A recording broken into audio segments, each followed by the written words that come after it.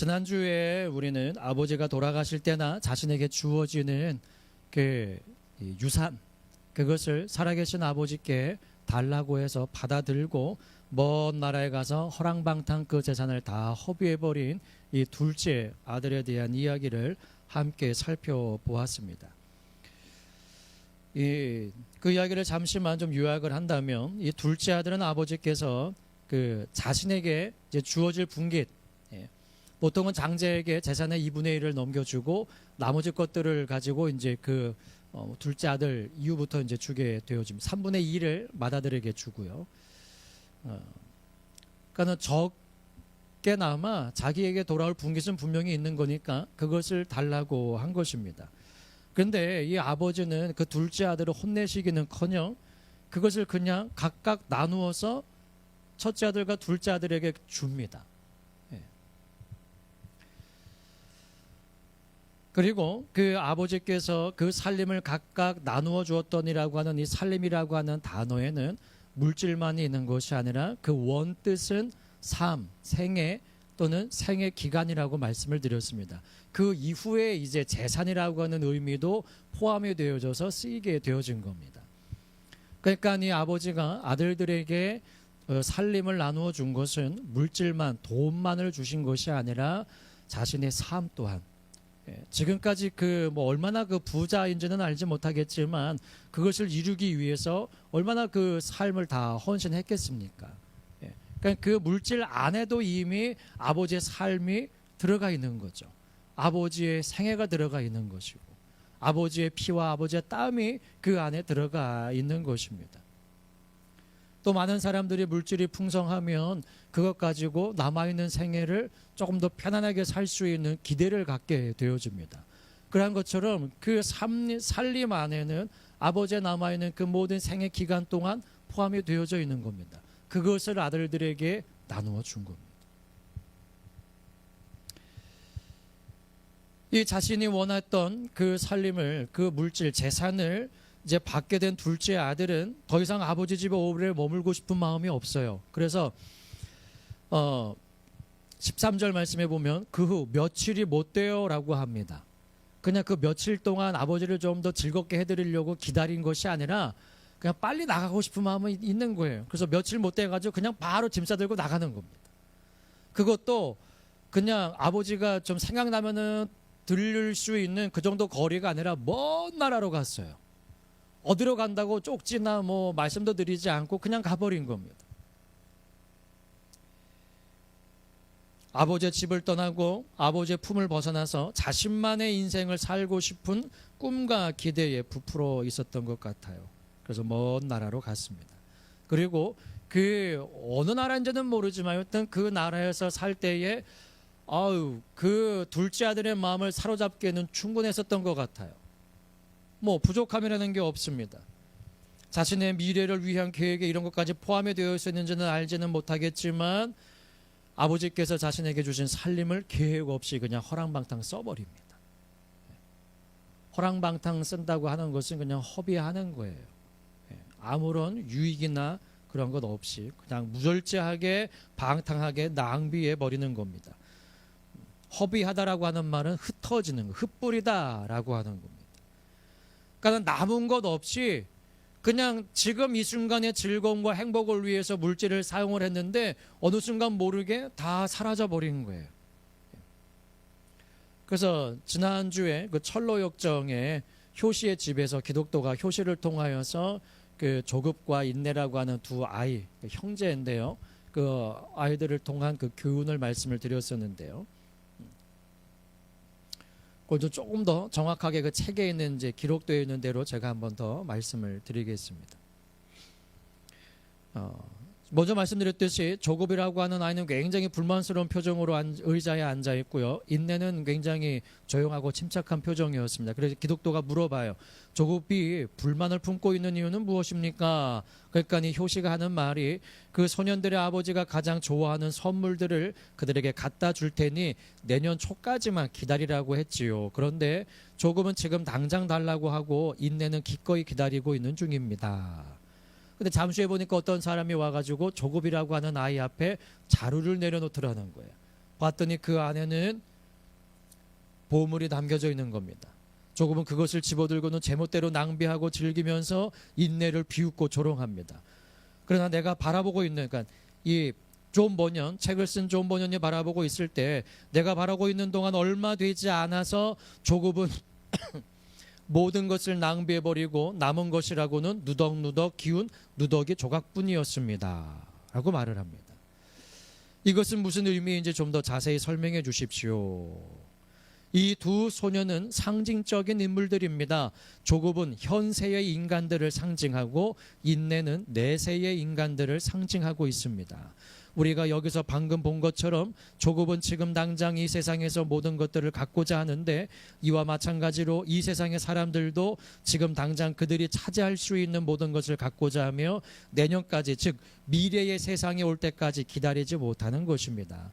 그러나 당신도 보시다시피 조급은 모든 것을 순식간에 낭비해버리고 겨우 누더기 조각들밖에는 남은 것이 없었던 것처럼 이 세상의 물질에만 눈이 어두운 모든 사람들이 현세의 종말이 다가왔을 때 결국 그와 같이 될 것입니다.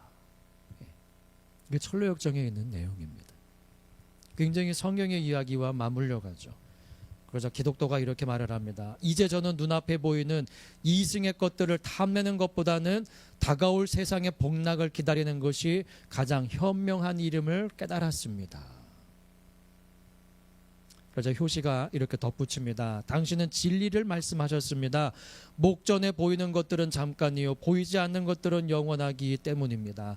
말하자면 현세의 욕망과 유욕은 서로 지극히 가까운 사이이므로 인간은 금세 친밀하게 되지만 저승의 복락, 그러니까 죽은 이후의 복락과 유욕과는 서로 멀리 떨어져 있으므로 늘 서먹서먹하고 거리감을 느끼게 되는 것입니다. 그래서 욕심과 유욕이 하나가 되어져 가지고 왜 너무 친밀하니까 굉장히 가까운 사이라는 거예요.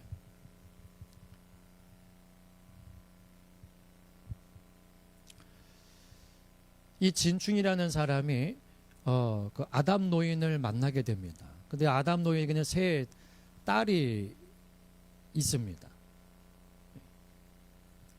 이 뭐죠?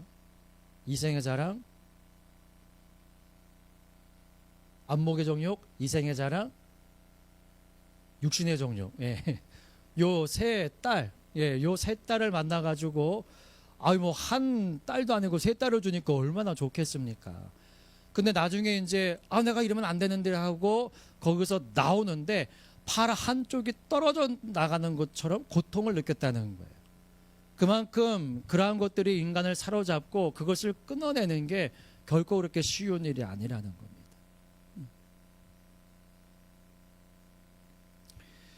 이 둘째 아들이 아버지 집에서 아버지와 함께 하고 있는 것이 자기가 가장 즐겁고 행복한 순간임을 몰랐어요. 그냥 아버지의 간섭도 싫고 아버지가 말씀하시는 거 듣는 것도 싫고 그냥 나는 내 멋대로 내가 생각하는 대로 내가 계획한 대로 한번 인생을 살아가고 싶은 그러한 마음이 있었던 것 같습니다. 그런데 오늘 본문을 보니까 그렇게 허랑방탕하게 그 재산을 쓴 이 둘째 아들은 결국 어떻게 되는가? 14절 초반에 보니까 뭐라고 말씀합니까? 다 없이 난 후에라고 합니다. 다 없이 한 후. 없이 하다라고 하는 말은 소비하다, 낭비하다, 다 써버리다라고 하는 뜻입니다. 이 단어가 쓰인 곳이 신약에 총 5군데가 있는데 그 중에 한 곳이 야고보서 4장 3절 말씀입니다. 제가 2절부터 읽어드리면은요.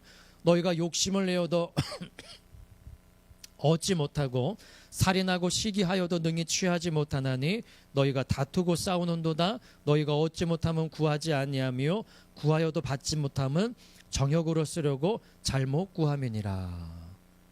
여기 없자다는 말이 어디 있습니까? 이 야고보서 4장 3절 말씀에서는 어떠한 단어로 번역이 됐냐면은 쓰려고예요. 쓰려고. 정욕으로 쓰려고라고 하는 이 쓰려고라고 하는 단어가 없이 하다, 소비하다, 낭비하다, 다 써버리다라고 하는 단어와 같은 단어입니다. 그러니까 정욕을 위해서 쓰는 것은 결과적으로는 다 낭비가 되어진다는 거예요. 이 둘째 아들 역시 다 없이 했어요. 다 그냥 소비해버렸습니다. 낭비해버렸어요. 이것은 비단 가진 돈만을 다 써버린 것만은 아닙니다. 아까도 말씀드렸듯이 아버지의 삶이 들어있고 아버지의 생애가 들어있고 아버지의 미래의 삶이 들어있는 물질이에요. 그러니까 이 아들이 이 물질을 다 없이 하고 소비하고 낭비하고 다 써버렸다라고 하는 것은 아버지의 삶과 아버지의 생애 그리고 남아있는 아버지의 생애 기간을 다 허비해버린 것과 마찬가지입니다. 이 재물은 아들의 손에 있고 자신이 쓰고 싶은 곳에 쓸 수 있을지언정 이 재산, 이 재물의 주인은 여전히 아버지라는 겁니다. 아버지. 다시 말해 이 아들이 아버지가 주신 재물을 다 없이 했다는 말은 돈과 함께 아버지의 삶과 생애 또한 낭비한 것이 되어버리고 만 것이지요. 그리고 자신이 진정 아버지의 집을 떠나고 아버지의 품을 떠나면 자유할 것이라고 생각을 했는데 물질이 다 없어지고 나니까 그것도 자기의 부푼 꿈 모든 계획도 다 사라지고 말았습니다. 많은 사람이 가지고 있는 하나님을 향한 마음 또한 이와 비슷하지 않을까요? 필요한 것이 있으면 언제든지 작정을 하고 때로는 하나님의 마음을 어떻게든지 움직이고 싶어서 금식까지도 하면서 내가 받고자 하는 것을 받아내는데 결국 받으면은 아버지의 뜻대로 사용하라고 하지 아니하고 내가 원해서 내가 받은 거니까 이건 내 것이라고 생각을 하면서 내 마음대로 사용을 하려고 할 때가 얼마나 많이 있는가라고 하는 것입니다. 성경에도 하나님을 향해서 큰 소리치는 사람들이 있습니다. 마태복음 7장 21절 이후에 보면 예수님께서는 누구든지 다 그냥 아무나 천국에 들어갈 것이 아니다라고 말씀을 하십니다. 아버지의 뜻대로 행하는 자라야 들어간다라고 말씀을 하세요. 그랬더니 한편에 있는 사람들이 아버지의 뜻이요. 저희는요 주님의 이름으로 귀신 쫓아내고요. 주님의 이름으로 선지자 노릇하고요. 주님의 이름으로 많은 권능을 행했어요. 우리같이 아버지의 뜻대로 행한 사람들이 어디 있습니까? 이 얘기는 뭐냐면 당연히 우리는 천국에 들어갈 사람 이렇게 생각을 하는 겁니다. 근데 예수님께서 뭐라고 말씀을 하시나요? 내가 너희를 도무지 알지 못한다라고 말씀을 하십니다. 그리고 내게서 떠나가라고 말씀을 하세요.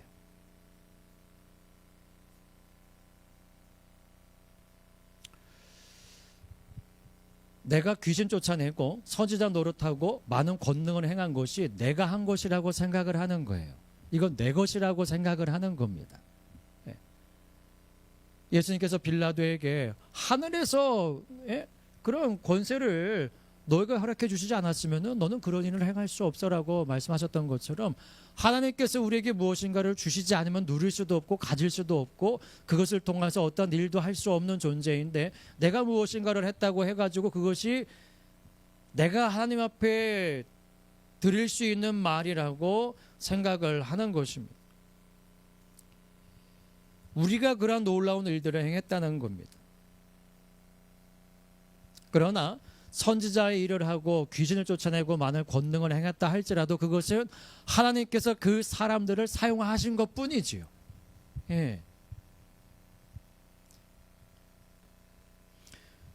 그래서 그것은 내가 행한 것이 아니라 하나님의 결과물입니다. 하나님의 결과물.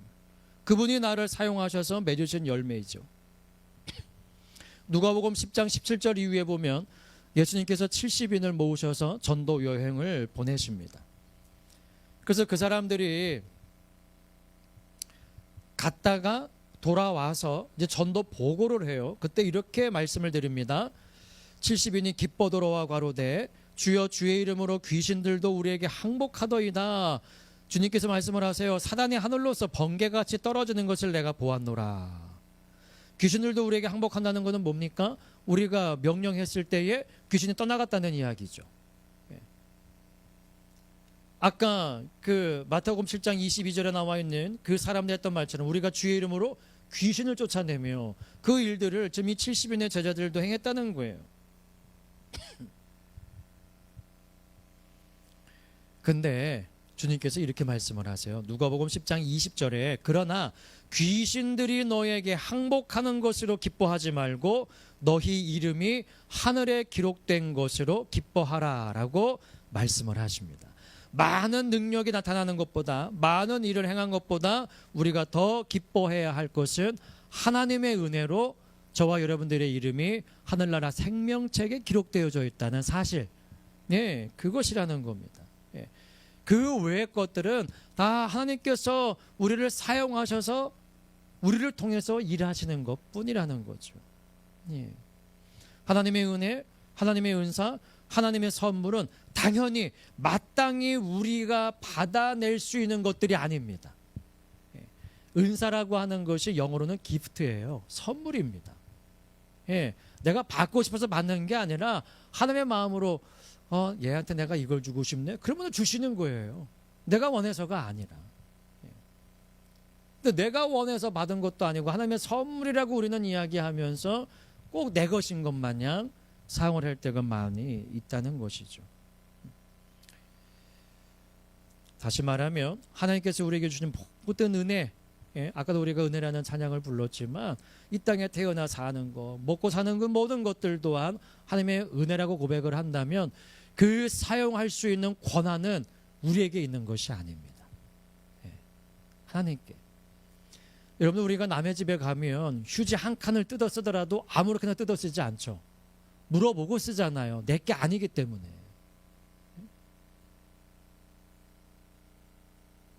그 집안에 들어가면 그 집안에 규칙과 법도가 있으면은 그거를 지키려고 하잖아요. 그 주인의 마음을 조금이라도 상하지 않게 하기 위하여서 다 물어보면서 하지 않습니까? 내 마음대로 어디 뭐 소파가 있다고 해서 막 두 팔 벌리고 다리 쭉 뻗고 막 눕고 그러지 않잖아요. 처음에 앉을 때는 어디에 앉을지 몰라가지고 여기 앉으세요 그러면은 저보다 앉습니까? 다 서고지 앉아가지고 편하게 앉으세요 그러면 이제 조금 더 편하게 앉고 그러죠. 예. 그것처럼 하나님께서 우리에게 허락해 주시고 주신 것들은 그걸 사용할 권한은 우리에게 있는 것이 아닙니다. 하나님께서 주님 이것을 어디다가 쓰기를 원하세요라고 여쭤보고, 예. 그렇게 사용해야 하는 것들이라는 것이죠. 사도 바울은 갈라디아서에서 예수 그리스도께서 우리에게 자유를 주셨다라고 말씀합니다. 갈라디아서 5장 1절에 그리스도께서 우리로 자유케 하려고 자유를 주셨다라고 말씀합니다. 그러므로 굳세게 서서 다시는 종의 멍에를 매지 말라라고 합니다. 이 종이라고 하는 것은 종살이 노예의 신세를 말하고 멍에를 매지 말라고 하는데 이 매다라고 하는 단어가 붙잡히다, 얽매이다라고 하는 뜻입니다. 다시 말하면 너희를 자유케 하려고 자유를 주셨으니까 이제 다시는 죄에 얽매이고 사단에게 붙잡혀서 종살이하지 말라는 거예요. 더 이상은. 그런데 여러분들 이스라엘 백성들의 삶을 보세요. 그들이 애굽 땅에서 종살이할 때에 모세를 보내셔가지고 그들을 구출해내십니다. 그런데 그들이 해방되어서 광야로 나오기는 했는데 다시 말하면 하나님께서 그들로 자유케 하려고 자유를 주셨는데 그들은 하나님의 말씀에 굳게 서서 계속해서 천성을 향하여 가나안 땅을 향해 나가는 것이 아니라 계속 어디를 그리워합니까? 애굽을 그리워합니다. 이게 뭐예요?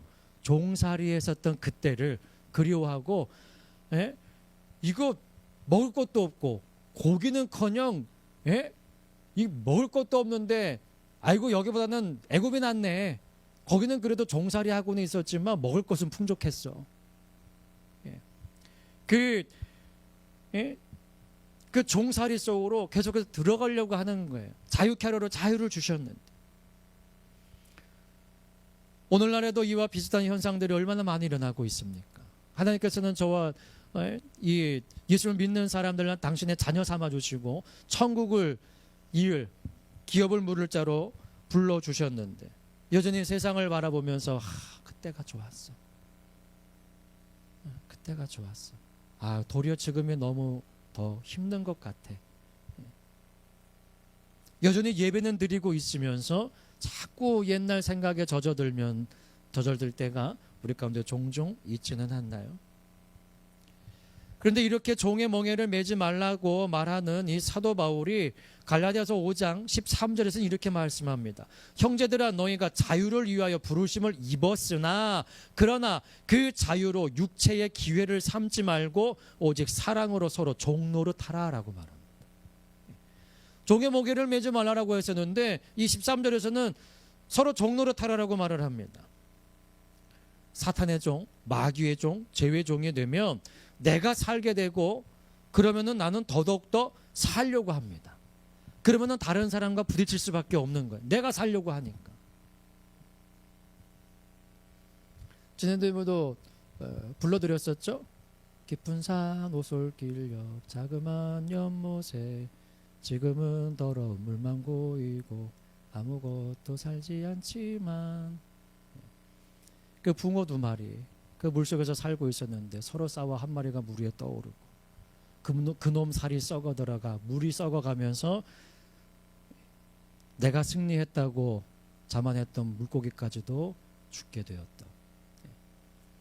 그러니까 내가 살기 위해서는 다른 사람들을 해야 되는 거예요. 내가 더 존귀한 자가 되기 위해서는 다른 사람들을 내 아래 두어야 하는 겁니다. 그래서 사탄의 종, 마귀의 종, 죄의 종이 되어지면은 내가 살게 되어지는 겁니다. 그러나 사랑으로 서로 종노릇하게 되기 위해서는 내가 죽어야 합니다. 그래서 사도 바울은 오직 사랑으로 서로 종노릇하라라고 말합니다. 내가 죽음으로 말미암아 예수 그리스도께서 이 땅 가운데 사람의 모양으로 나타나셔서 죽기까지 복종하셨으니 곧 십자가의 죽으심이라라고 하시는 것처럼 그 자리까지 나아가야 된다는 거예요. 그래서 사랑의 종노릇을 하라라고 말해주고 있습니다. 그러므로 그리스도 안에 있는 자유는 단순히 세상의 속박에서 벗어나는 것이 아니라 다른 이에게 종노릇하는 새로운 형태의 섬김과 책임감으로의 부르심을 의미한다는 것입니다. 특별히 하나님의 종으로서 하나님을 기쁘시게 하기 위한 그러한 사람으로 부르심을 받았다는 것입니다. 이것이 곧 지극히 작은 자 하나에게 한 것이 곧 내게 한 것이라고 하시는 주님의 말씀처럼 하나님을 섬기는 일이 되어지는 것이죠. 그런데 오늘 본문에서 이 아버지의 집을 나간 이 둘째 아들은 누구의 종이 됩니까? 15절 말씀 합독해 보십니다. 시작. 가서 그 나라 백성 중 하나에게 붙여 사니 그가 저를 들로 보내어 돼지를 치게 하였는데. 아멘. 자, 누구의 종이 됩니까? 그 나라 백성의 종이 됩니다. 그가 아버지 집에 있을 때는 뭐였는데요? 아들이었는데. 이 붙여 살다라고 하는 말은 결합하다, 부착하다, 달라붙다라고 하는 말입니다. 유대인들은 예로부터 동족은 종으로 부리지를 않았습니다.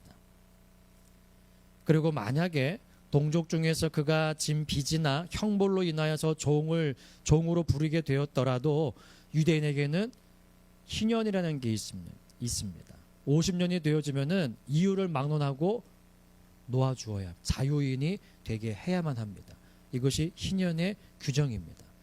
그런데 이 둘째 아들은 자신이 살아남기 위해서 스스로 그 나라 백성의 종이 되는 것을 선택을 했습니다. 그로 인해서 진정한 자유를 찾아 떠난 길이었지만 자기 집안에 있는 품꾼들 중 하나보다도 못한 종살이로 전락을 해버리고 말았습니다. 이는 우리의 신앙생활에서도 흔히 나타날 수 있는 일입니다. 그리스도 안에서 요구되어지는 그리스도인으로서의 삶이 있습니다. 그리고 예배를 통하여서 또는 기도할 때에 성령의 감동하심으로 알게 되어주는 주님의 음성이 있습니다. 그런데 그 음성을 외면하고 그냥 나는 내가 살고 싶은 대로 내가 하고자 하는 대로 살아가다가 결국에는 죄의 종이 되어지는,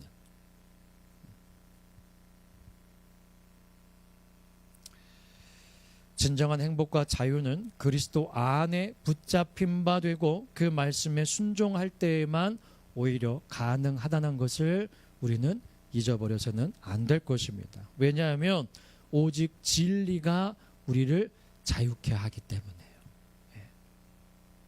진리가 너희를 자유케 하리라. 아버지의 말씀은 진리라고 말씀하셨습니다. 그 진리가 우리를 진정으로 자유케 하는 것이기 때문에 내가 내 마음대로, 사실 우리가 주님 안에 들어와서 사는 것이 무엇을 위해서이신가요? 어떤 분은 그런 고백을 했습니다. 천국이 아무리 좋은 곳이라 할지라도 그곳에 주님 계시지 않으면 저는 그곳을 원치 않습니다. 지옥이 아무리 뜨거운 불구덩이 속이라 할지라도 주님 그곳에 계시면 저는 지옥으로 가겠습니다. 그 지옥으로 가고 싶다는 이야기가 아니라 천국 그 자체가 소중하고 좋은 것이 아니라 예수 그리스도가 그만큼 사모되어진다는 거죠. 천국은 아름다운 곳이고 지옥은 불구덩이 속이니까는 아이고 지옥 안 갈래, 난 천국 갈래, 천국이 좋아. 그래서 예수님 믿는 것은 2차적인 것이고, 그것은 부수적으로 따라오는 거예요. 예수님을 사랑하면.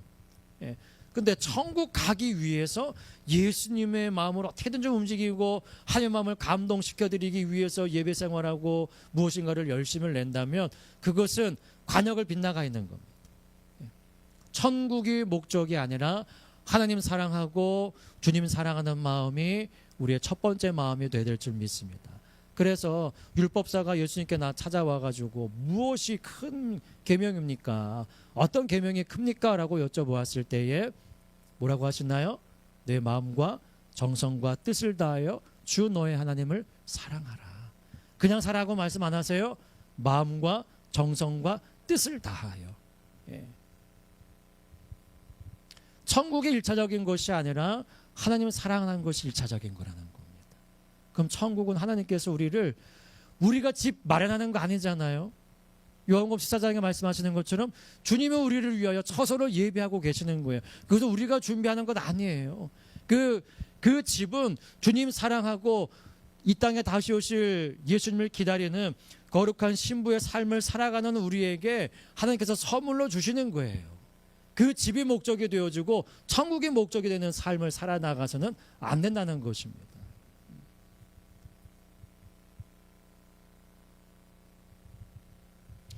그런데 이 둘째 아들이 그렇게 그 나라 사람의 집에서 종살이를 하려고 한 까닭은 무엇인가요?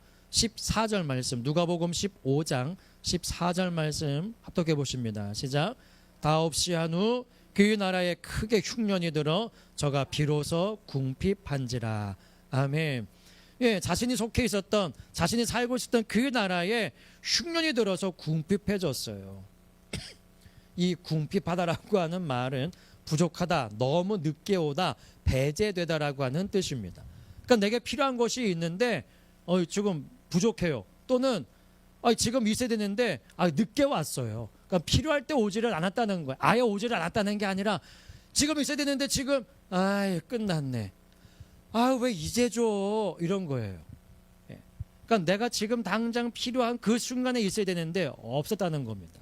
그 궁핍의 문제, 부족의 문제가 이 둘째 아들에게 나타나게 된 거예요. 근데 그 궁핍하게 된 원인이 또 뭡니까?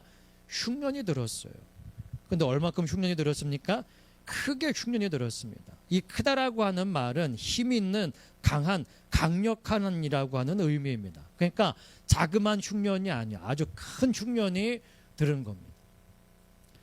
그런데 여러분, 흉년이라고 하는 것이 갑자기 막 집에 있었던 양식까지도 다 말라 비틀어지고 그런 흉년 아니잖아요. 다시 말하면 흉년이라고 하는 것은 전조현상이 있습니다. 그것도 자그마한 흉년이 아니라 큰 흉년이잖아요. 창세기에 보면은 그 요셉이 애굽의 이제 국무총리가 되어주는 그 상황을 보면은요, 바로가 꿈을 꾸잖아요. 7 이삭이 나오고 또 7 소가 나오고. 그래서 그 꿈을 통해 가지고 이 요셉의 해석을 해주는데 7년의 흉년과 7년의 풍년이 있는데 어느 것이 먼저 온다라고 합니까? 7년 풍년이 먼저 오고 7년 흉년이 나중에 온다라고 말을 하죠. 그래서 이 7년 풍년의 때에 7년 흉년을 대비해야 된다라고 말을 합니다. 다시 말하면 이 둘째 아들이 풍요로울 때에 흉년을 준비하는 삶을 살았어야 된다는 거예요. 예. 아까도 말씀드렸듯이 큰 흉년은 전조 현상이 있습니다. 그리고 흉년의 때가 되었다 할지라도 부자는 망해도 3년을 산다고. 예. 내가 무엇인가 있을 때는요, 흉년이 크게 에이 그건 뭐 괜찮아, 나 아직 이겨낼 수 있어, 그냥 이렇게만 생각을 한다는 거예요. 흉년이 이미 왔음에도 불구하고. 그러나 자기가 가지고 있는 모든 것들이 다 사라져 버렸을 때야 비로소 자기 자신이 흉년을 통한 궁핍함, 부족의 문제를 느끼게 된다는 겁니다. 그러니까 이 아들은 흉년의 때를 대비한 삶을 살았어야 되는데 그냥 허랑방탕하게 그 재산을 다 허비해 버렸어요. 계획성 없이. 우리들도 하나님의 은혜의 때에 하나님께서 많은 것들을 저와 여러분들의 공급을 해 주시고 계십니다. 그러나 그 공급하심이 막 풍족하고 넘치고 그런 거는 아닐 수 있어요. 이스라엘 백성들이 광야길을 걸어갈 때에 그들은 풍족함이라는 것은 없었습니다. 매일매일 날마다 먹을 것을 취했어야만 해요. 그들은 쌓아놓고 먹는 것이 없었습니다. 옷이요, 그들은 옷장이 없었어요. 그냥 한 벌 가지고 40년을 살았습니다. 근데 그 옷이 헤어지지를 않았습니다. 신발도 마찬가지고 신발도 떨어지지 않았다라고 성경이 이야기해 줍니다. 그들은 풍족하지는 않았습니다. 그러나 부족의 문제도 없었어요. 왜요? 하나님께서 그들을 돌보셨기 때문에. 그런데 그들은 부족의 문제를 느꼈습니다. 부족의 문제가 있었던 것은 아니에요. 부족을 느낀 것뿐이에요. 그러면서 자꾸 풍족했었던 애굽을 자꾸 생각을 하는 겁니다. 죽음의 공포가 몰려오니까 그래도 종살이는 했었지만 채찍질은 있었지만 그래도 칼은 없었던 애굽을 또 그리워합니다. 목말라요? 목말라서 죽을 것 같아요? 그랬더니 또 애굽을 그리워합니다. 그게 뭡니까? 부족의 문제예요. 하나님은 그들에게 부족의 문제를 주시지 않았는데 하나님께서 늘 언제나 그들을 공급해 주시고 먹이시고 입혀 주셨는데 그들 스스로가 부족의 문제를 느끼는 겁니다. 아, 이건 부족해, 이거 가지고는 안 돼. 결국에는 가나안 땅 정탐한 다음에 그 가나안 땅 입구까지 가가지고 뭐라 합니까? 이 식물은 박하도다, 못 먹을 음식이라는 거예요. 만나를 향하여서 꿀 섞은 과자 같다라고 이야기했던 그 만나를 향하여서 못 먹을 음식이라고 말을 합니다. 이 둘째 아들에게는 이 고난이 찾아오게 된 거예요. 흉년과 같은 고난이. 그런데 시편 119편 71절에 보면 고난당한 것이 내게 유익이라, 왜 유익이라고 말합니까? 이로 인하여 내가 주의 율례를 배우게 되었나이다 라고 말씀합니다. 그런데 이 14절 이후의 말씀을 보면은 이 궁핍의 문제, 흉년을 통하여서 궁핍의 문제, 부족의 문제를 느낀 이 고난을 겪는 이 둘째 아들에게는 이것이 유익으로 다가오지를 않습니다. 고난이 내게 유익이라 뭐라고 말을 해요? 내가 이로 인하여 주의 율례를 배우게 되었나이다 라고 말을 합니다. 다시 말하면 아버지의 말씀이 생각나고 아버지의 집이 생각나고 그것으로 돌아가야 되겠다라고 하는 그 마음이 생기게 되어진다는 거예요. 근데 이 아들에게는 그것이 유익이 되지를 못합니다.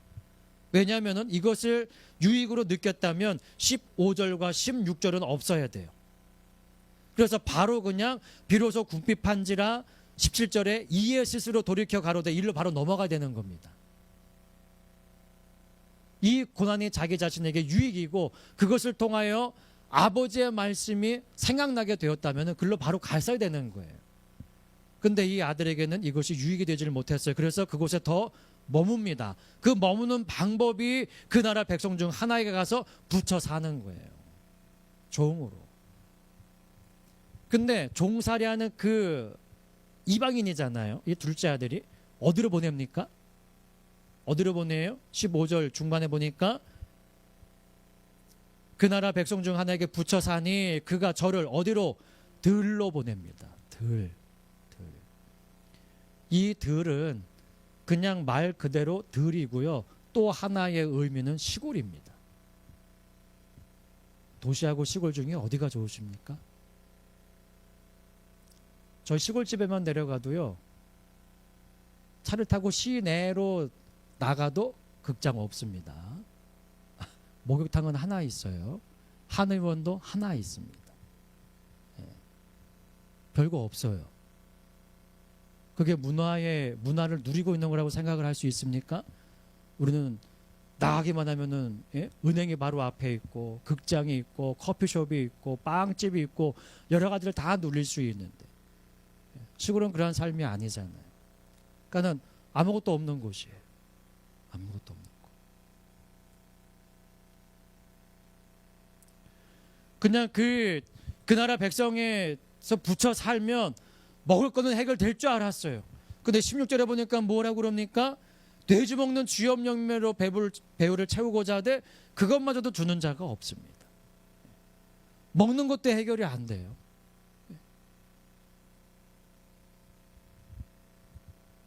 유대인들에게 있어서 이 돼지는요, 구분 갈라져 있지만 되새김질을 못하기 때문에 부정한 짐승입니다. 그래서 유대인들은 돼지를 키우지를 않아요. 그리고 그 키우는 사람들을 천시 여겼습니다. 그런데 이 아들은 어떻게든지 살기 위해서 안 좋은 일인지를 알면서도 하지 말아야 하는 일인 줄 알면서도 하고 있는 거예요. 뭐 하기 위해서요? 살기 위해서. 저기 둘째 아들은 자신의 생명 유지를 위해서 다른 누군가의 종이 되려고 했지만 그것도 아버지의 집에 있는 품꾼 하나만도 못한 처지에 있는 자기 자신을 보게 됩니다. 즉 아버지의 집에 있는 종도 아버지의 은혜 안에 있는 것이고 자신은 그 은혜에서 멀어진 삶을 살고 있는 것입니다.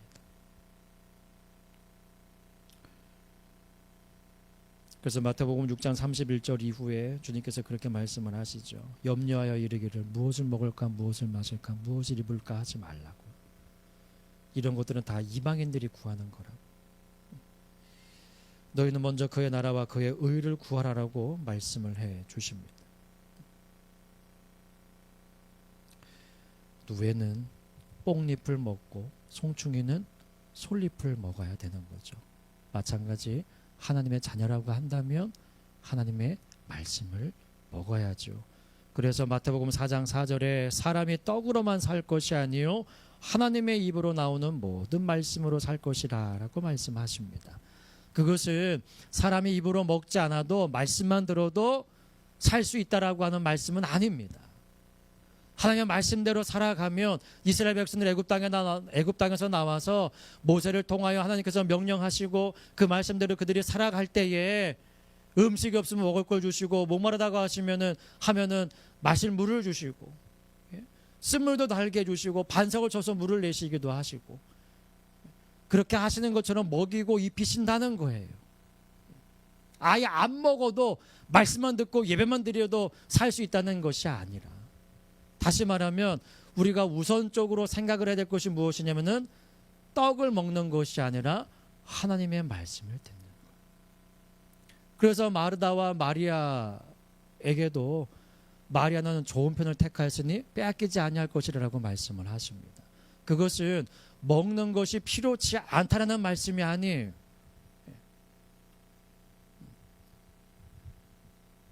많은 것으로 마음이 분주하고 불평이 나오는데 몇 가지만 하든지 혹 한 가지만이라도 족하니라라고 말씀을 하죠. 기쁨으로 하라는 거예요. 그 일을 할 거면 기쁨으로 해라.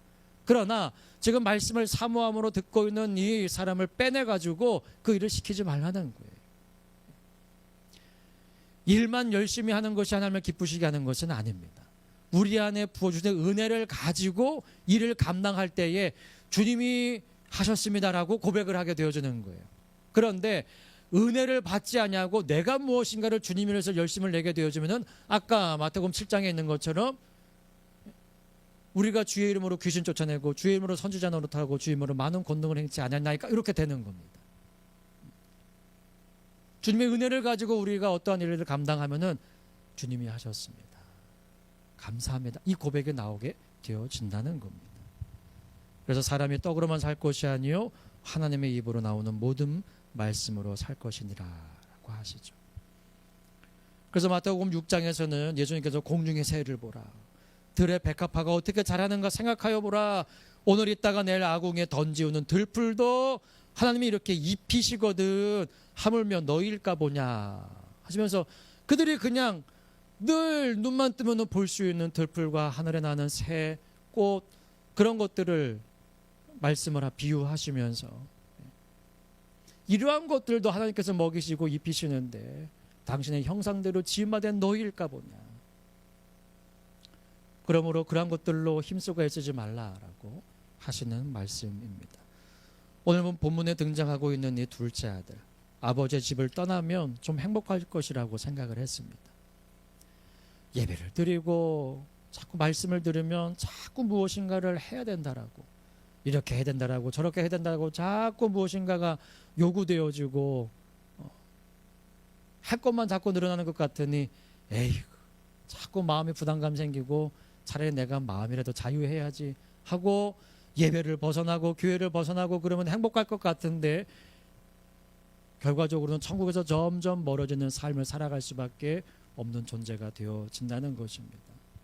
그 가운데 어려움이 닥쳤을 때라도 그 즉시로 내가 하나님을 떠난 삶을 살아서 이렇구나라고 하는 것을 깨닫고 빨리 돌아와야 되는데 그 안에서도 둘째 아들처럼 어떻게든지 더 살기 위해서, 아니야, 꼭 그 이유 때만 내게 이 어려움이 생기는 것은 아닐 거라고 하면서 어떻게든지 자기의 힘으로 그 어려움을 헤쳐나가려고 노력을 한다면 점점 더 깊은 구렁 속으로 살기 위해서 유대인으로서는 하지 말아야 될 돼지 치는 일까지도 감당을 하고, 사람이 먹을 음식이 아니라 돼지가, 당시에는 돼지가 먹는 음식이에요. 주엽 열매가 지금은 웰빙 음식으로 굉장히 각광받는 음식이라고 하는데, 그래도 당시에는 돼지나 먹는 음식이지 사람이 먹는 음식이 아니었다는 거예요. 근데 그것을 먹으려고까지 하는 거 왜? 살기 위해서.